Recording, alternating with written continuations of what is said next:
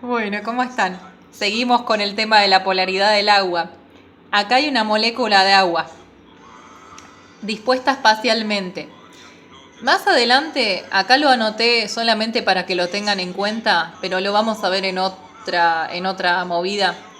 La teoría de la repulsión de los pares de electrones de valencia. En síntesis, lo que dice esta teoría TREPEP se simplifica es que los electrones entre ellos se repelen. Vieron que los electrones son cargas negativas. Los electrones se alejan, se odian, se repelen, y eso hace que la molécula se disponga de una manera en el espacio. Esto es una representación, ¿sí? Entonces, esta molécula tiene una geometría que se llama, por ejemplo, tetraédrica, porque ven, tetraedros son 4 puntas. No lo tienen que saber por ahora. Hacer esto no se los voy a pedir, pero quiero que sepan que esa geometría determina más la diferencia de electronegatividad entre los átomos que forman ese enlace. Esa geometría determina que la molécula sea polar. Entre las moléculas, diferentes moléculas de una misma sustancia, los enlaces se llaman intermoleculares. Son entre diferentes moléculas. ¿Ven? Dentro de esto, yo acá les hice una circunferencia para que vean cuál sería. Esta sería una molécula de agua. Y esta es otra molécula de agua. Son representaciones, no es que la molécula sea así. Pero entre una molécula y otra, el enlace se llama intermolecular. Y en este caso, en el agua, se establece un tipo de enlace muy especial que se llama puente de hidrógeno.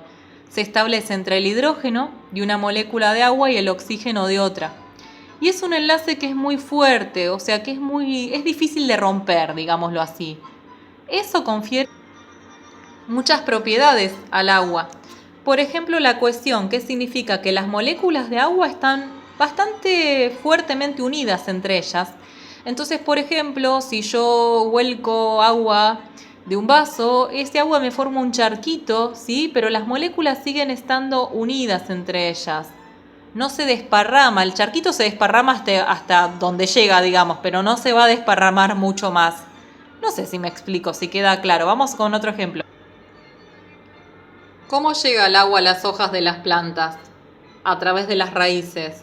Bueno, justamente gracias a esa cohesión que tiene el agua, ¿sí? El agua sube como si fuera por una especie de tubitos, ya lo vamos a ver, son tejidos de conducción de las plantas, ¿sí? Y esas moléculas suben unidas, ¿sí? Entonces, eso se llama cohesión. Hay otra propiedad que deriva justamente de estos puentes de hidrógeno, que se llama tensión superficial del agua. ¿Qué significa? Que las moléculas de agua forman como si fuera una superficie, o sea, como si fuera un piso, ¿sí? Con las baldosas todas pegaditas, ¿sí? O sea, que se mantienen fuertemente unidas. Y eso permite que algunos insectos que son muy livianitos puedan caminar entre esas baldosas, entre comillas, que serían las moléculas de agua. Esa es la tensión superficial. También por eso muchas veces podemos ver que en la superficie de las hojitas de las plantas hay gotitas de rocío pegadas.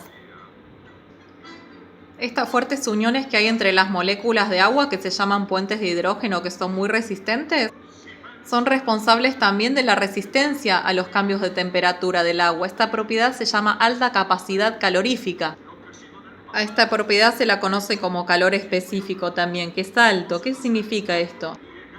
Durante un día soleado el agua tarda en calentarse, tarda mucho en cambiar su temperatura, ¿se entiende? Se va a calentar durante mucho tiempo hasta elevar su temperatura en 1 °C. Entonces posiblemente a la noche el agua siga estando calentita. Ahora, durante la noche, que va a empezar a bajar la temperatura, al otro día el agua, por más que haya un sol radiante y afuera haya una temperatura, no sé, de 40 grados centígrados, temperatura ambiente, sensación térmica, 40 grados pleno verano, me voy a meter al agua y está fría. ¿Por qué? Porque durante la noche se fue enfriando y tarda después en calentarse durante el día. ¿Se entiende? Eso es debido a la alta capacidad calorífica. Otra consecuencia de los puentes de hidrógeno es la capilaridad. una propiedad que permite que el agua ascienda por un tubo de vidrio, por ejemplo, un sorbete, o mismo que las plantas puedan hacer que el agua ascienda desde las raíces por donde se va a absorber hacia el tallo y las hojas donde se va a realizar la fotosíntesis. Y gracias a su gran polaridad, el agua actúa como solvente de sustancias también polares. Por ejemplo, la sal de mesa, que es cloruro de sodio, ahí lo tienen, NaCl es la fórmula molecular. En agua se va a disociar en sus iones constituyentes, que son catión sodio y anión cloruro. Entonces, estos iones se van a solvatar, ¿sí?, con las moléculas de agua. ¿Por qué? Porque el agua es polar y los iones tienen carga negativa y positiva, ¿se entiende? Entonces el agua, como sustancia polar que es, va a disolver a todo lo que sea polar. No a lo que sea no polar. Por ejemplo, los aceites son no polares, el aceite con el agua no se mezclan.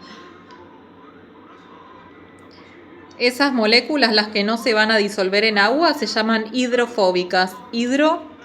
Agua, fóbicas, fobia, le tienen fobia al agua, la odian al agua, no se juntan con el agua.